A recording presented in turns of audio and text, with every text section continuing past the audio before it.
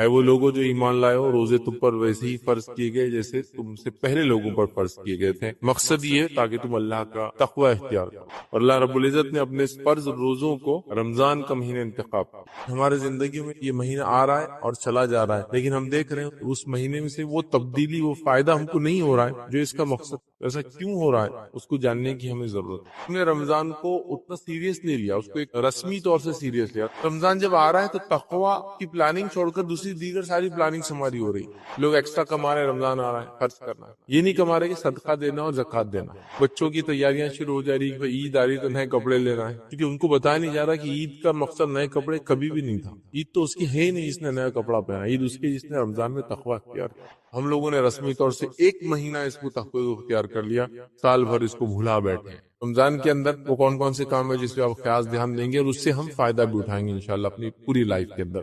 پہلی چیز یاد رکھیے رمضان میں روزے رکھنے کی کوشش۔ دوسرا کام نماز کی عادت ڈال لیجیے، فرض نماز تو کرنا ہے، اس کے علاوہ دیگر بھی کرنا ہے۔ صدقات دیجیے، مال خرچ کیجیے۔ تلاوت قرآن کا اہتمام، تلاوت قرآن بڑی اہم چیز ہے، دنیا اور آخرت کی نجات کا ذریعہ ہے۔ برائی سے روکیے، اپنے آپ کو بھی روکے، دوسروں کو بھی روکے، اچھائی کا حکم دے، خود بھی اچھائی کرے اور دوسروں کو بھی اچھائی کی طرف بلائے۔ دعاؤں کا خاص طور سے اہتمام یاد رکھیے، صلہ رحمی کیجیے اس مہینے، اسی طرح جو لوگوں کی خوب مدد کرے اس مہینے جو کر سکے، اسی طرح جو نیکسٹ ایئر کی پلاننگ کرے، اگلا سال کیسا گزرے گا، اگلے سال کیا کرنا ہے، اگلے سال تک میں کیسے قائم رہوں گا ان چیزوں پہ جو رمضان میں نے کیا، اس کا اہتمام بہت ضروری ہے، بہت ضروری، بہت امپورٹنٹ ہے۔ بسم اللہ الرحمن الرحیم، الحمد للہ رب العالمین، والصلاة والسلام علی رسولہ الکریم وعلی آلہ وصحبہ اجمعین۔ رب اشرح لی صدری ویسر لی امری واحلل عقدۃ من لسانی یفقہوا قولی، اما بعد۔ تمام تعریفیں اس اللہ عز و جل کے لائق و زیبا ہے جو تمام جہانوں کا بنانے والا اور اسے پالنے والا ہے، اور درود السلام اس کے آخری نبی محمد صلی اللہ علیہ وسلم پر۔ میں اب تمام قسط پر اسلامی طرز سے کرتا ہوں۔ السلام علیکم ورحمۃ اللہ وبرکاتہ۔ الحمدللہ ہم تمام ہی اس ہفتے واری جو ہے درس کے لیے جمع ہوئے انشاءاللہ عزیز۔ چند باتیں رمضان اور ہم اس عنوان کے متعلق یا اس ٹاپک سے ریلیٹڈ آپ کے سامنے رکھنے کی کوشش کروں گا۔ یوں تو رمضان سے متعلق میرے کئی ٹاپکس آلریڈی ریکارڈڈ ہیں، آن لائن موجود ہے، لیکن بہرحال ہر بار کچھ نہ کچھ اضافے کے ساتھ ہم لوگ کوشش کرتے ہیں کہ باتیں سامنے آئیں تاکہ ہر آنے والا رمضان کچھ نہ کچھ ہمیں تبدیلی اور چینج لائے۔ اور کیوں نہ ہو، رمضان کا مقصد یہ ہے کہ انسان اللہ کا تقوی اختیار کرے۔ اللہ رب العزت نے سورہ بقرہ سورہ نمبر 2 آیت نمبر 283 میں اللہ رب العزت نے فرمایا کہا یا ایھا الذین آمنوا کتب علیکم الصیام کما کتب علی الذین من قبلکم لعلکم تتقون۔ اے وہ لوگوں جو ایمان لائے ہو، روزے تم پر ویسے ہی فرض کیے گئے جیسے تم سے پہلے لوگوں پر فرض کیے گئے تھے۔ مقصد یہ لعلکم تتقون، تاکہ تم اللہ کا تقوی اختیار کرو۔ اور تقوی کیا ہے؟ تقوی یہ ہے کہ اللہ کے ڈر سے، اللہ کی خشیت سے، گناہ اور معصیت سے اپنے زندگی کو یا گناہ اور معصیت کو چھوڑ دینا، یا گناہ اور معصیت کی زندگی میں جو چل رہے تھے اللہ تعالیٰ کے ڈر سے، خشیت سے اس راستے کو چھوڑ کر واپس پلٹ جانا۔ مطلب جو گناہ کی زندگی میں ہم تھے اس گناہ کی زندگی کو چھوڑ دینا، یہ تقوی یاد ہے، اور وہ اس لیے کہ صرف اللہ کے ڈر سے۔ تو بہرحال تقوی اختیار کرنا یا تقوی اس کا مقصد یاد رکھیے۔ تو روزے ہم پر فرض کیے گئے، تو روزوں کا مقصد یہ ہے، اور اللہ رب العزت نے اپنے فرض روزوں کو رمضان کا مہینہ انتخاب کیا، کیونکہ کیلنڈر کے اعتبار سے اگر 1 2 3 4 کو اگر محرم سے شروع کرے تو 9th منتھ ہوتا ہے ایک طرح سے بہرحال۔ تو اس کا مقصد تقوی یاد رکھنا۔ لیکن ہمارے زندگیوں میں دن آ رہا ہے اور چلا جا رہا ہے، مطلب یہ مہینہ آ رہا ہے اور چلا جا رہا ہے، لیکن ہم دیکھ رہے ہیں اس مہینے میں سے وہ تبدیلی، وہ فائدہ ہم کو نہیں ہو رہا ہے جو اس کا مقصد۔ ایسا کیوں ہو رہا ہے اس کو جاننے کی ہمیں ضرورت ہے۔ ایکچولی ایسا کیوں نہیں ہو رہا ہے کہ ہم لوگ تقوی اختیار کر کے اپنی لائف کو چینج کر دے رہے ہیں۔ فار ایگزامپل جیسا کہ میں نے یہ سوچ لیا کہ رمضان سے پہلے میری زندگی ایسی تھی، اب مجھے اس زندگی کو چینج کرنا ہے، زندگی کو تبدیل کرنا ہے، مطلب اس کو فائدہ کیوں نہیں ہو رہا ہے؟ اس کی ایک اہم وجہ جو میرے اپنے اس کو کہیں گے تجربے سے میں نے سیکھا وہ یہ ہے کہ ہم نے رمضان کو سیریس نہیں لیا، اس کو ایک رسمی طور سے سیریس لیا۔ رسمی طور سے مطلب یہ کہ جیسے ایک مثال دے رہا ہوں، عید آ رہی ہے تو قربانی کرنا پڑے گا، کیوں وہ ہم کو نہیں پتا، فائدے کیا ہے ہم کو نہیں پتا، مطلب کیسے کرنا ہم کو اس سے کوئی لینا دینا نہیں، کوئی آ کے آؤٹ سورس کر دیں گے وہ کر دیں گا۔ یہ آج کل تو ایسا ہوتا ہے وہ جانور کہیں آتا ہے کہیں صبح ہوتا ہے، بس وہ گوشت بھی کبھی نہیں آتا، آپ اس کو بولتے وہیں بانٹ دو، سب کر دو. ایک طرح سے ٹھیک ہے، میں اگر مصروف ہوں، میرے ملک میں نہیں ہے، سہولت الگ بات ہے، لیکن سب کچھ ہوتے ہوئے ہم کو نہیں کرنا ہے، کیونکہ ہم کو ایک رسمی طور سے کر دینا. کتنا میں بکری داری مطلب 3,000 4,000 5,000 کا خرچہ، 10,000 کا اپنا جانور اگر کوئی کرا، 15,000 کا بکرا لے لیا، بس اس کے علاوہ کچھ نہیں. لیکن اس کے حقیقی جو بینیفٹس ہونا چاہیے تھے کہ عید آئی، بقرعید آئی، وہ قربانی کو یاد کرنا، جو قربانی ایکچولی ابراہیم علیہ السلام کے خاندان نے دی. خود ابراہیم علیہ السلام نے، ان کی بیوی حاجر علیہ السلام نے، ان کے بیٹے اسماعیل علیہ السلام نے، اور دیگر ان افراد خاندان نے. تو ہم وہ بھول گئے، تو نتیجتاً صرف ہم کو وہ رسمی قربانی یاد رہے. لیکن وہ قربانی دینے کے بعد بھی ہم اپنے ایگو کی، لوگوں سے حسد کی، اپنی برائیوں کی قربانی ہوتا ہے اس کو ختم نہیں کر رہے، صرف ایک قربانی رسمی ہو جا رہی ہے. تو ویسے ہی رمضان بھی آ رہا ہے، تقویٰ اس کا مقصد ہے. اب تقویٰ چھوڑ کے باقی سب گین کر رہے ہیں ہم لوگ، اور تقویٰ گین نہیں ہو رہا ہے، رسمی طور سے منا لے رہے کہ بھائی اب رمضان آ گیا تو اب تو نماز پڑھنا ہی پڑیں گے. یہ نہیں سوچ رہا کہ رمضان آ گیا تو مجھے ایک موقع ہے کہ اب لائف کو چینج کر دوں جو اب تک نہیں کر پایا تھا، اور وہ بھی اللہ کے ڈر سے. یہ بڑی اہم چیز یاد رکھیے کہ اللہ کے لیے، اللہ کے ڈر سے، اللہ کی وجہ سے، اللہ کی خشیت سے ہم لوگ گناہوں اور معصیت کی زندگی چھوڑے. تو وہ ہم کبھی بھی اڈاپٹ نہیں کر پا رہے، کیونکہ ہم رسمی طور سے رمضان کو منا رہے، کسٹمری طور سے آ رہا ہے اور چلا جا رہا ہے. پھر رمضان جب آ رہا ہے تو تقویٰ یا اس کی پلاننگ چھوڑ کر دوسری دیگر ساری پلاننگ ہماری ہو رہی. اللہ ہم پر رحم کرے، رمضان آ رہا ہے تو ہم کو لگ رہا ہے شاپنگ کا سیزن آ رہا ہے، کھانے کا سیزن آ رہا ہے، ڈائٹنگ کا سیزن آ رہا ہے نا. کچھ لوگ جو صحت بہت ہو گیا، رمضان چلو اچھا ویٹ کم ہو جائے گا. دیکھیے روزے میں ویٹ کم ہو سکتا ہے، لیکن روزہ اللہ کے لیے ایک عبادت ہے، تقویٰ اس کا مقصد ہے. ویٹ اگر لاس ہو تو ٹھیک، ویٹ گین ہو بھی تو کوئی مسئلہ نہیں، اصل مقصد پورا ہونا ہے. تو کسی کے لیے شاپنگ کا ٹائم آ جا رہا ہے، کپڑے وغیرہ لینا ہے، کسی کے لیے جو ہے گھر کو چینج کرنے کا موسم آ جا رہا ہے، اور کسی کے لیے جو ہے کھانے پینے کا موسم آ رہا ہے، کسی کے لیے ڈائٹنگ کا موسم آ رہا ہے. کوئی یہ کہہ رہا ہے کہ اب یہ مہینہ ہے تو مجھے گناہوں سے تھوڑے دن رک جانا پڑے گا، کوئی جھوٹ بولنے سے رک جا رہا ہے 1 مہینہ. لیکن کوئی یہ نہیں سوچ رہا کہ رمضان اب آ رہا ہے تو کچھ میری ایک ڈائری ہے جس میں پلان کروں، اور پلان کر کے اپنی لائف میں کیا برائیاں اس کو کیسے چینج کر سکتا ہوں، 30 ڈیز میں اپنے باڈی کو اور اپنے مائنڈ کو کیسے ٹرین کر سکتا ہوں، تاکہ اس کے بعد کے آنے والا 11 مہینے اور لائف لانگ یہ چینجز، یہ افیکٹ میرے اندر نظر آئے. تو یہ ٹریننگ کا موسم ہے، یاد رکھیں. اور اللہ رب العزت نے یہ ہم کو دیا، 2 دن کی 4 دن کی 10 دن کی ٹریننگ انسان کو لائف ٹائم وہ چیزوں کو یاد رکھوا دیتی ہے. جو لوگ میکینیکل فیلڈ سے، آپ نے کسی گاڑی آئی، نیا انجن آیا، اس میں آپ نے گیا، 1 دن کی کمپنی نے ٹریننگ رکھی، آپ نے نیا انجن کیسا کھولتے فٹ کرنا سیکھ لیا، لائف لانگ وہ انجن کو آپ فٹ کریں گے اور کھولیں گے. حتیٰ کہ وہ ہونے کے بعد آپ کہیں گے 1960 کی گاڑیوں میں ہی ہوتا تھا، 1970 کی گاڑیوں میں ہی ہوتا تھا، 1980 کی گاڑی میں ہوتا تھا، 90 کی گاڑیوں میں یہ آتا ہے، 2000 کی گاڑی میں یہ آیا، اب تو اس میں یہ ختم ہو گیا، وہ ختم ہو گیا، یہ نہیں رہا، وہ نہیں رہا، مطلب اس لیول تک چلے جاتے ہیں. اتنا یاد ہوتا ہے. لیکن رمضان 1 مہینہ ٹریننگ کا موسم ہے، ٹریننگ دی جا رہی ہے، لیکن ٹریننگ ہوتی ہی نیکسٹ ڈے سے ہم پھر زیرو سے چالو ہو جا رہے ہیں. تو گویا ہم نے اس کے لیے اپنے آپ کو تیار نہیں کیا. تو تقویٰ اختیار کرنے کے لیے میں چاہوں گا کہ سب سے پہلے اپنے مائنڈ کو ہم تیار کریں کہ رمضان آ رہا ہے اور مجھے اپنے آپ کو رمضان آ رہا ہے اور مجھے تقویٰ اختیار کرنا ہے، رمضان آ رہا ہے اور مجھے اس کے حقیقی فائدے اٹھانا ہے، ساتھ میں سارے دوسرے فائدے بھی اٹھاؤں. خریداری بھی ہوں گی انشاءاللہ، کھائیں گے پیئیں گے بھی، ڈائٹنگ بھی ہو جائیں گی، اور یہ بھی ہو جائیں گا، وہ بھی ہو جائیں گا، جو ہوتا ہے بہرحال لوگوں کا الگ الگ چیزیں لوگ کرتے ہیں، سب ہو جائیں گا. لیکن اصل چیز ہے میں تقویٰ اختیار کروں. تو اس کی ایک ڈائری، اس کا ایک شیڈول، اس کی ایک پلاننگ، اس کی ایک تیاری ہونا چاہیے کہ رمضان آ رہا ہے تو میرے سفر وغیرہ میں کیا کمی کر سکتا ہوں، رمضان آ رہا ہے تو میری بیماری اگر ہے تو اس کو کیسے میں ایڈجسٹ کر سکتا ہوں ڈاکٹر سے، اپنا کھانے کا ٹائم ٹیبل، اپنی دواؤں کا ٹائم ٹیبل کیسے چینج کر سکتا ہوں، کیا میرے لیے پاسبل ہے یا نہیں اس رمضان روزے رکھنا، یہ سب کی پلاننگ ہونا چاہیے. میں کیسے ریڈی ہوں اس کے لیے، وہ پلاننگ ہونا. تو بڑی افسوس کی بات ہے ہمارے پاس یہ پلاننگ نہیں ہے. دیگر ساری پلاننگز کے لیے بڑی بڑی پلاننگ، لوگ ایکسٹرا کما رہے ہیں، رمضان آ رہا ہے خرچ کرنا ہے، یہ نہیں کما رہے کہ صدقہ دینا اور زکوٰۃ دینا، خرچ کرنا ہے. لوگ بچوں کی تیاریاں شروع ہو جا رہی کہ عید آ رہی تو نئے کپڑے لینا ہے، کیونکہ ان کو بتایا نہیں جا رہا کہ عید کا مقصد نئے کپڑے کبھی بھی نہیں تھا.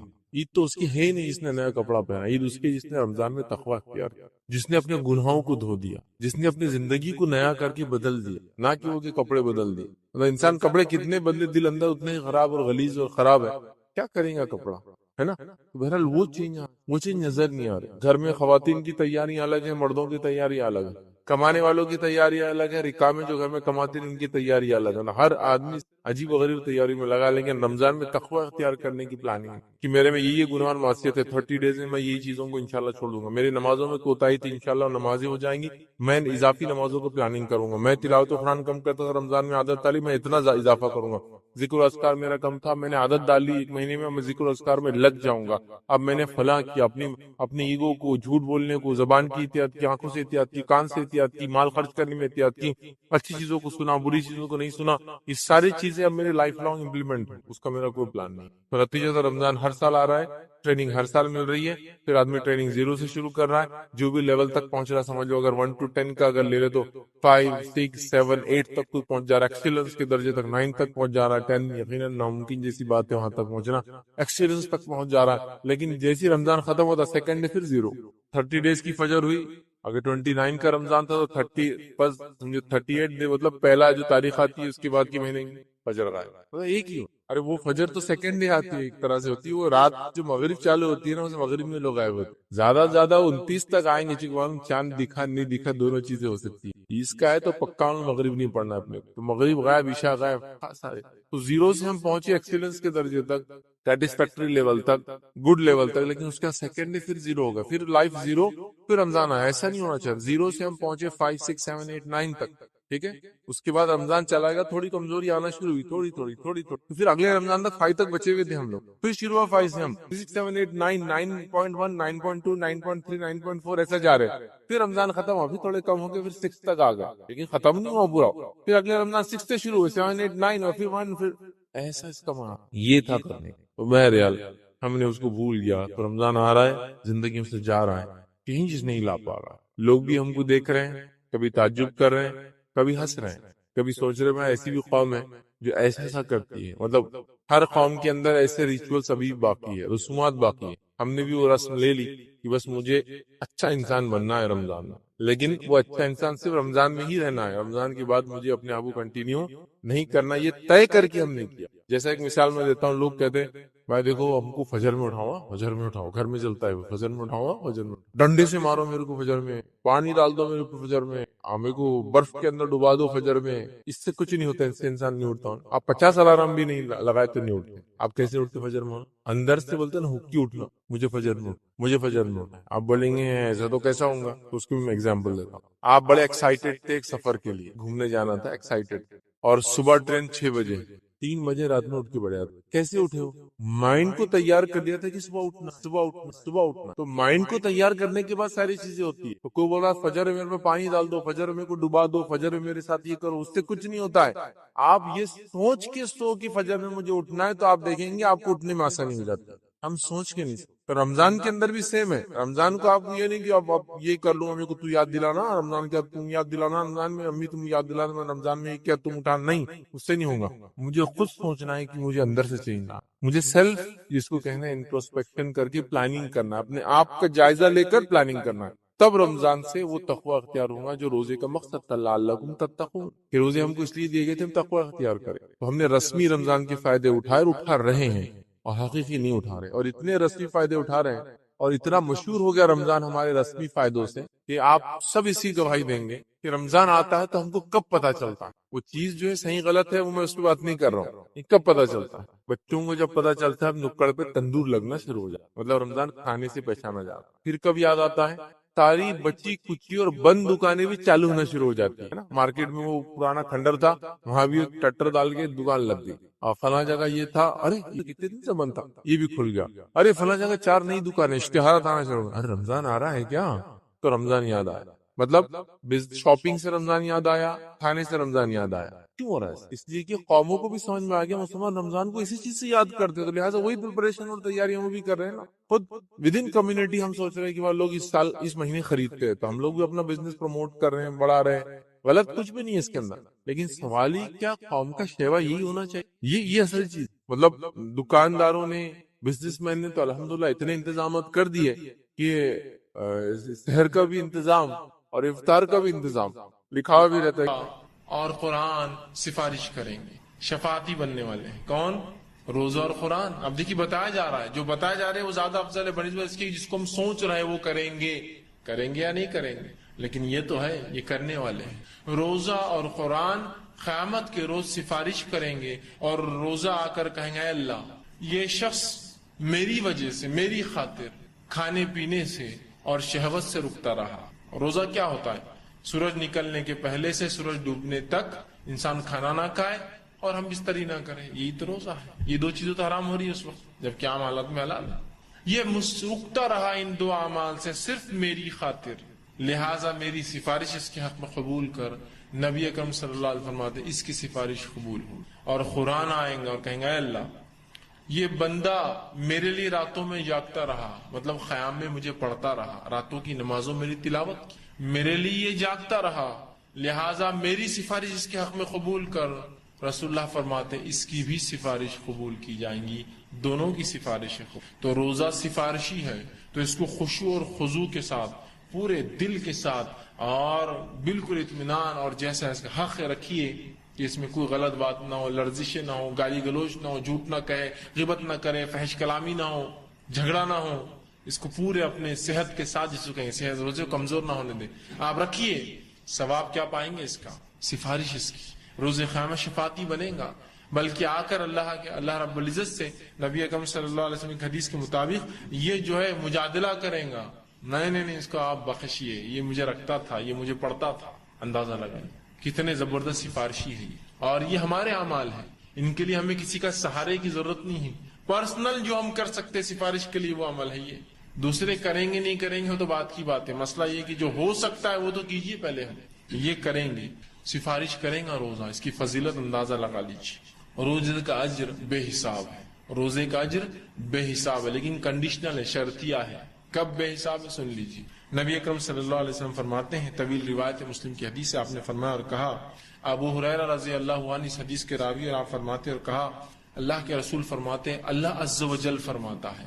یہ حدیث قدسی ہے. اللہ کے رسول اللہ رب العزت سے روایت کر رہے ہیں. اللہ عز و جل تمہارا رب تم سے فرماتا ہے، اللہ عز و جل فرماتا ہے اور کہتا ہے ابن آدم کا ہر عمل اس کے لیے ہے سوائے روزے کے.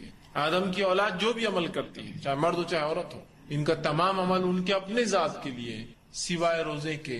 فَإِنَّهُ لِي، اس لیے کہ روزہ میرے لیے ہے. وَأَنَا أَجْزِي بِهِ، اور اس کا اجر میں دوں گا. کیا فرمایا اللہ نے؟ ابن آدم کا ہر عمل اس کے لیے ہے سوائے روزے کے، روزہ میرے لیے ہے. اور واقعی میں روزہ خاص اللہ کے لیے ہوتا ہے نا. ایک چھوٹے سے بچے کو آپ دیکھیے جس نے روزہ رکھا ہو اور تھوڑی بہت سمجھ رکھتا ہو، اس کو اکیلے میں لیجیے اور اس کو رشوت دیجیے کہ یہ کھا لو، کوئی نہیں دیکھ رہا. کھاتا ہے کیا؟ کھاتا ہے بچہ؟ کہتا نہیں میں نہیں کھا سکتا، روزہ ہوں میں، ہے نا. تو اللہ کے لیے روزہ رکھا نا، چھپ کے کھا سکتا نا انسان. ایسے کتنے لوگ ہیں جو چھپ کر روزہ رکھتے اور کھاتے ہیں پیچھے؟ نہیں، کوئی بھی نہیں کرتا، کوئی بھی نہیں. میں سمجھتا بہت ہی بدترین آدمی جو ایسا کرتا ہوں، کوئی نہیں کرتا ہے، کوئی نہیں کرتا ہے نا. تو روزہ خالص اللہ کے لیے نا، یہ علامت ہے اس کی کہ بچے بھی نہیں کھاتے. اس حد تک جو ہے یہ وہ ہے. فَإِنَّهُ لِي، اس لیے کہ روزہ اللہ فرماتا میرے لیے ہے. وَأَنَا أَجْزِي بِهِ، اور اس کا اجر تو میں ہی دوں گا.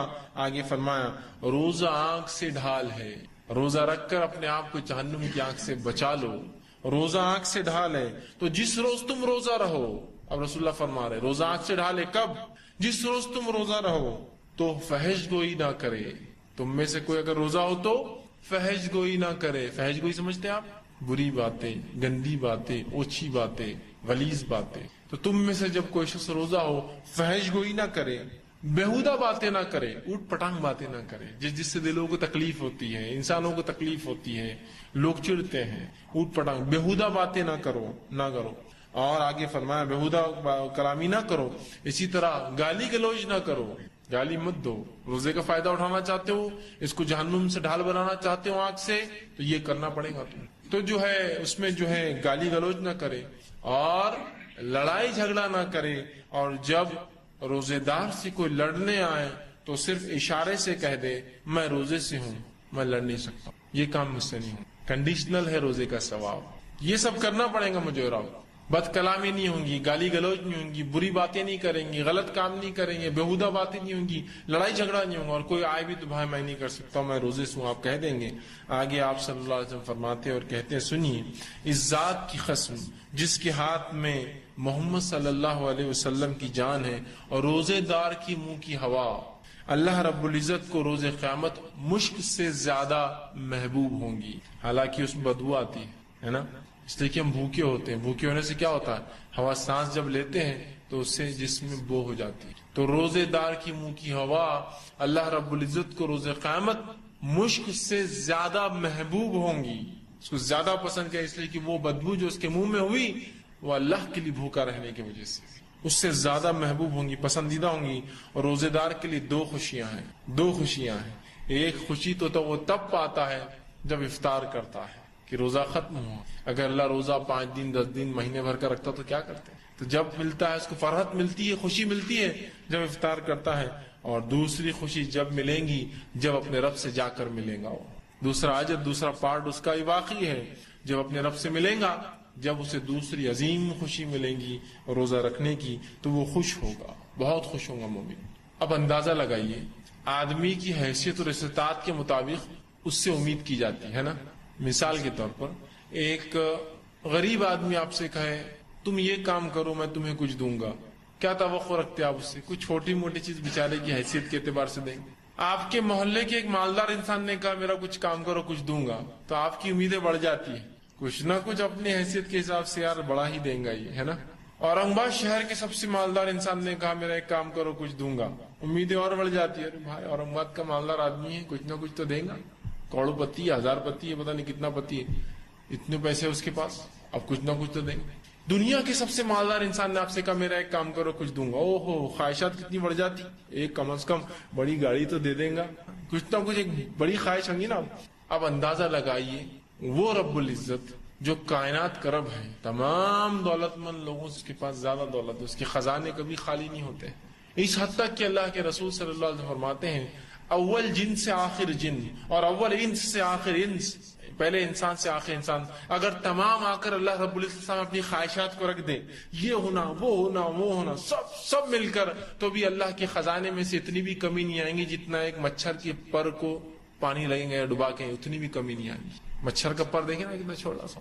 یہ ایک روایت میں اللہ کے خزانوں میں اتنی بھی کمی نہیں آئیں گی جتنا ایک سمندر کے اندر سوئی ڈبو کر نکالو تو اس کے نوک کے اوپر جتنا پانی آتا ہے اتنی بھی اللہ کے خزانے میں سے کمی نہیں آئیں گی. حالانکہ اول ان سے آخری جن، اول جن سے آخری جن اور اول ان سے آخری ان سب نے مانگ لیا جو مانگنا ہے، تب بھی رب کے خزانے میں سے اتنی بھی کمی نہیں آئی. جب وہ کہہ رہا ہے کہ میں اجر دوں گا تو کیا امید کرتے ہیں، کیا ایکسپیکٹیشنز لگی ہوئی ہے، کیا خواہشات لگی ہوئی ہے کہ سب سے مالدار انسان اگر دنیا کا کہے تو کیا خواہش ہے، تو اس رب سے کیا خواہش ہے؟ کم از کم کچھ نہیں، سب سے چھوٹی جنت تو مانگ ہی لوں گا. کچھ نہ کوئی اللہ کے پاس کیا ہے، اس کے لیے تو معمولی بات ہے یہ سب چیزیں، ہے نا.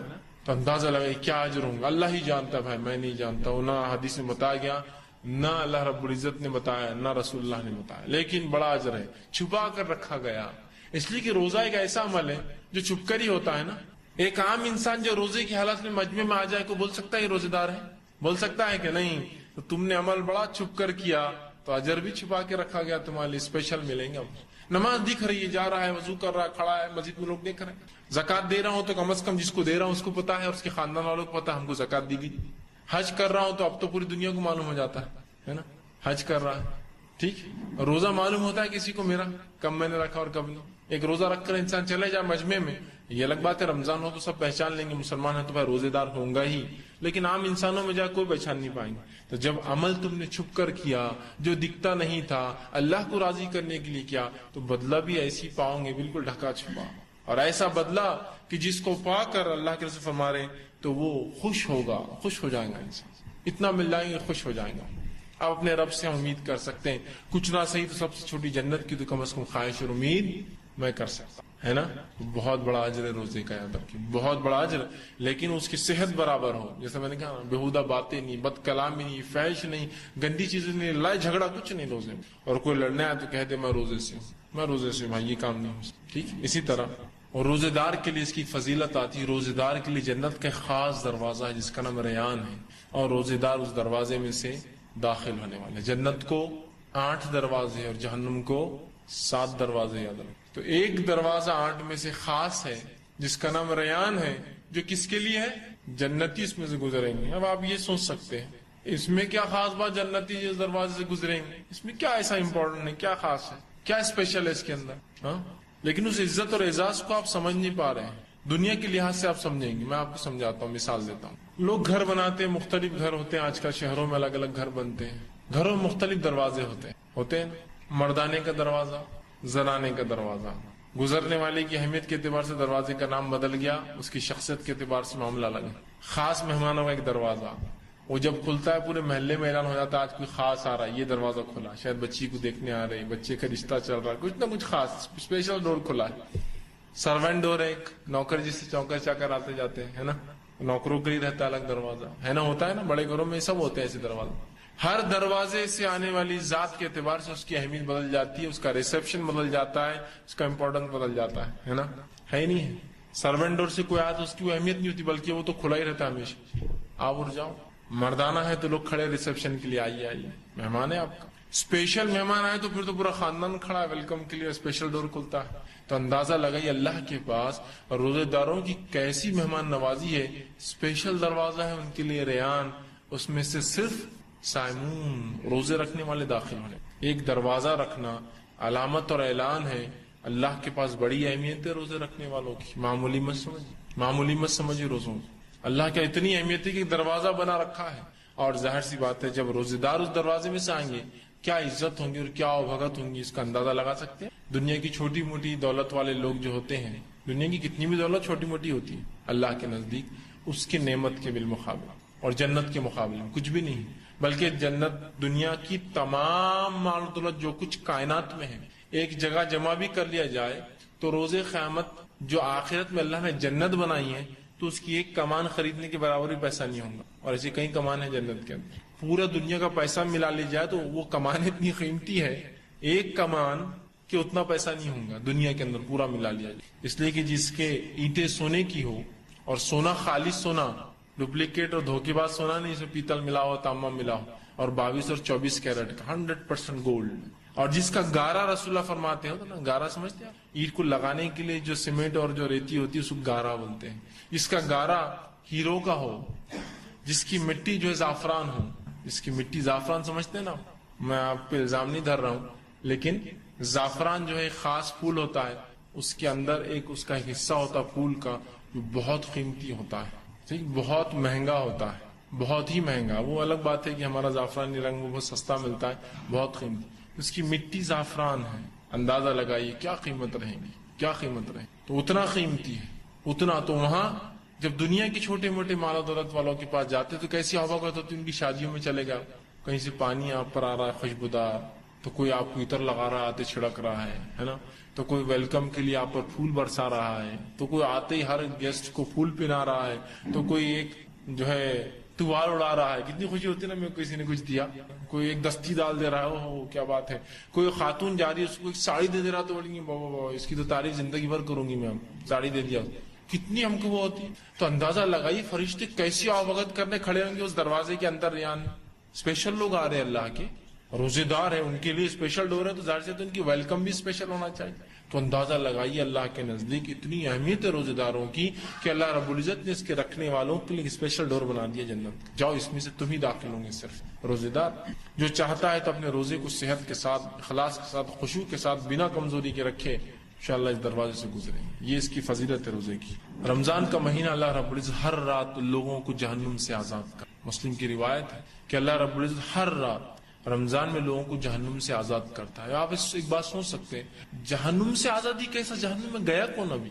اس کا مطلب یہ ہے کہ وہ لوگ جو جہنمی اعمال کرتے تھے، بہت برے لوگ تھے، اس مہینے اچھے اعمال کر کے اپنے رب کو راضی کر لیتے ہیں، اور راضی کر کے اپنے آپ کو جہنم سے بچا لیتے ہیں، اور ان کا رب معاف کر دیتے ہیں۔ یہ معنی ہے اس کا، ہر رات، ہر رات، مطلب یہ مہینہ مغفرت کا مہینہ ہے، اچھے اعمال کر کے جنت حاصل کر لو اپنے رب سے، یہ اعلان ہے اس میں۔ ہر رات اللہ جہنم کی آنکھ سے لوگوں کو رمضان کی نجات دیتا ہے۔ اسی طرح آپ صلی اللہ علیہ وسلم فرمایا، ہر افطار کے وقت بھی اللہ رب العزت لوگوں کو جہنم سے نجات اور آزادی دیتا ہے، یہ ابن ماجہ کی روایت، ہر افطار کے وقت، ہر روز۔ اس کا کیا معنی ہے؟ اس کا معنی ہے کہ جو آدمی روزہ رکھتا ہے خشوع اور خضوع کے ساتھ، اللہ اس سے راضی ہو جاتا ہے اور افطار کے وقت اس کو آزادی دے دیتا ہے، جس کو جہنم اس کی تقدیر میں لکھ دی تھی اس کو آزادی دے دیتا ہے، اس کو مغفرت کر دیتا ہے، اپنے رحم و کرم سے اس کو معاف کر دیتا ہے۔